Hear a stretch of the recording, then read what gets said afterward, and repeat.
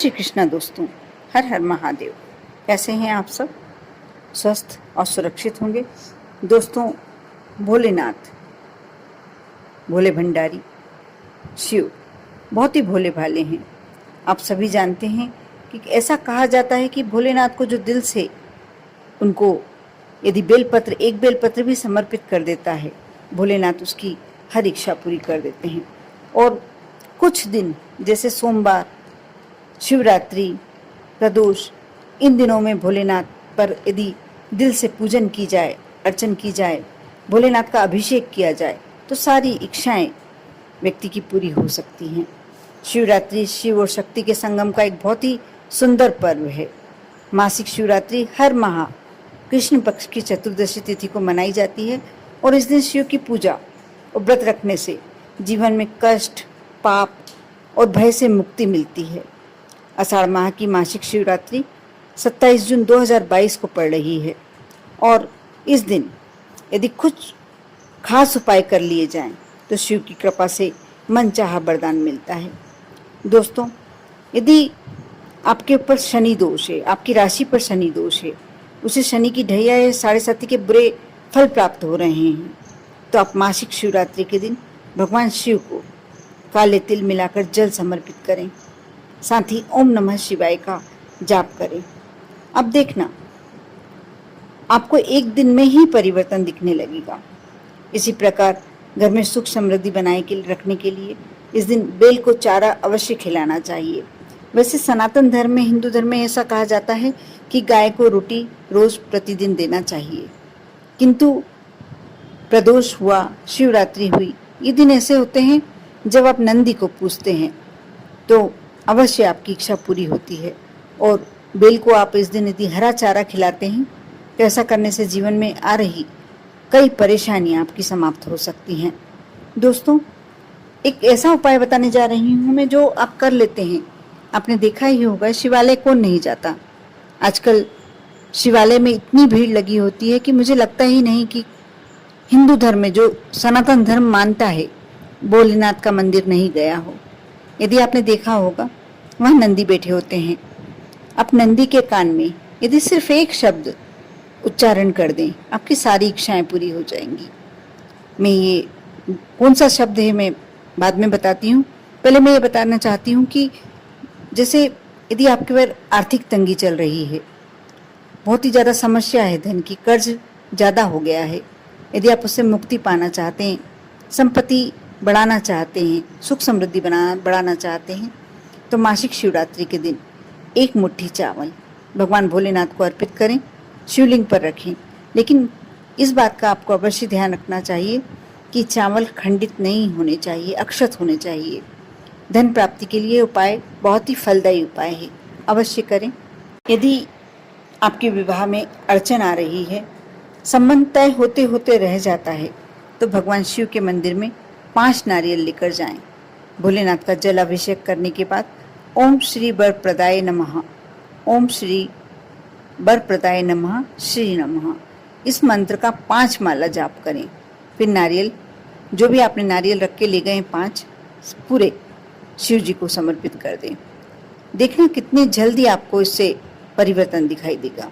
आपके रिश्ते आने लगेंगे। आपको मन चाहा, यदि वर आप पुरुष हैं तो आपको कन्या, और यदि आप कन्या हैं तो आपको अवश्य मन चाहा वर प्राप्त होगा। ऐसा कहा जाता है कि इस दिन शिव चालीसा का पाठ करना बहुत ही जरूरी होता है। जो व्रत करते हैं उन्हें तो करना ही चाहिए। बाकी यदि जो व्यक्ति चाहता है कि हमारे जीवन में कोई भी कष्ट नहीं रहे, और कई व्यक्ति डर में जीते हैं, भय में जीते हैं, कहीं किसी शत्रु का डर हो, कहीं कोई अदृश्य शक्ति का डर हो, दुष्ट आत्मा का डर हो, कोई भी ऐसी परेशानी हो जीवन में, तब यदि आप शिव चालीसा का पाठ करते हैं, कहते हैं कि ऐसी कोई सी भी बाधा नहीं है, ऐसा कोई सा भी डर नहीं, भय नहीं है जो शिव आपसे उस डर को दूर नहीं कर पाए। यदि आप शिव नाम का जाप करते हैं, शिव चालीसा का पाठ करते हैं, आपको कोई भय सता ही नहीं सकता, क्योंकि सारे जो उनके गण हैं, भूत प्रेत, सारे उनके गण हैं, और जो व्यक्ति भगवान शिव की पूजन करता है वह गण उन्हें कभी परेशान कर ही नहीं सकते हैं, डरा ही नहीं सकते हैं। इसलिए आप शिव चालीसा का पाठ करें और अपने डर को दूर कर सकते हैं। मैंने जैसे शुरू में कहा कि एक शब्द मात्र आपकी सारी इच्छाएं पूरी कर सकता है, सारी मनोकामनाएं पूर्ण कर सकता है। और शिवरात्रि हुआ, प्रदोष हुआ, सोमवार का दिन हुआ और बहुत ही सुंदर अभी सावन शुरू होने वाला है, लेकिन उसके उपाय में बाद में बताऊंगी कि उसमें आपको क्या करना चाहिए। इस बार बहुत ही सुंदर संयोग पड़ रहा है, सोमवार 5 पड़ रहे हैं, इसलिए इस बार का सावन कुछ विशेष अपने साथ बहुत सारे योग लेकर आ रहा है। लेकिन मैं जो शिवरात्रि के लिए आपको करने का बता रही हूँ, आप प्रदोष काल में मंदिर जाएं, आप कुछ भी मीठा रख कर ले जाएं अपने साथ, कोई भी मावे का पीस ले आ सकते हैं, लेकिन वाइट कलर का, सफ़ेद कलर का मिष्ठान होना चाहिए। आप ले जाएं, भोलेनाथ को समर्पित करें, थोड़ा सा टुकड़ा नंदी बाबा को भी समर्पित करें। जो नंदी का सीधा तरफ का कान है उसमें आपको बोलना है, जो उल्टा तरफ का कान है उसे अपनी हथेली से बंद रखना है।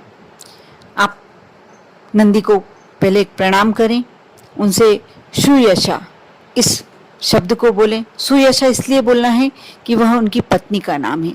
जब आप सुयशा का उच्चारण उनके कान में करते हैं तो नंदी आपकी पूरे जो भी आप बात करते हैं, जो भी आप उनसे कहना चाहते हैं, पूरा ध्यान से सुनते हैं। दूसरा शब्द आपको उच्चारण करना ओम। आप नंदी बाबा के कान में एक बार मन ही मन अच्छे से ओम का उच्चारण करें, पूरे लय लगाकर करना है, पूरे ध्यान से करना है आपको। उसके बाद जो भी मनोकामना है आपकी आप बोलें और नंदी बाबा से विनती करें। उनके कान में ही आपको एक कान बंद रखकर दूसरे कान में बोलना है, विनती करना है कि नंदी बाबा ये कार्य मेरा करना है, आपको भोलेनाथ से मेरी इस अर्जी को आप लगा दें और मेरा कार्य शीघ्र पूरा हो जाए, मेरी मनोकामना शीघ्र पूरी हो जाए। अब देखना, कहते हैं कि किसी का की भी बात टाल दें भोले बाबा, लेकिन नंदी की बात नहीं टालते हैं। नंदी और मणिभद्र जी होते हैं, जो उनके द्वारपाल होते हैं, उनसे जो विनती करके आता है, उनको जो कार्य सौंप के व्यक्ति आता है उसका कार्य पूरा होता ही होता है, क्योंकि ये पूरे समय भोले बाबा के साथ होते हैं। और जब समय मिलता है आपकी पूरी जो भी आपने मनोकामना कह के गए थे इनके कान में, वह बोल देते हैं और भोले बाबा आपकी मनोकामना शीघ्र पूरी करते हैं।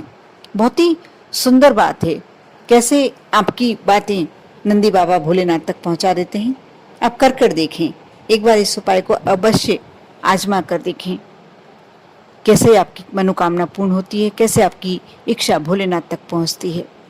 आप विश्वास करके, श्रद्धा करके ये कार्य करते हैं तो आपका शीघ्र कैसा भी काम हो, कितना कठिन काम हो, आपका पूरा होगा। कर देखें, विश्वास बनाए रखें, श्रद्धा बनाए रखें। आप पर और आपके पूरे परिवार पर भोलेनाथ की कृपा हमेशा बनी रहे। ओम नमः शिवाय।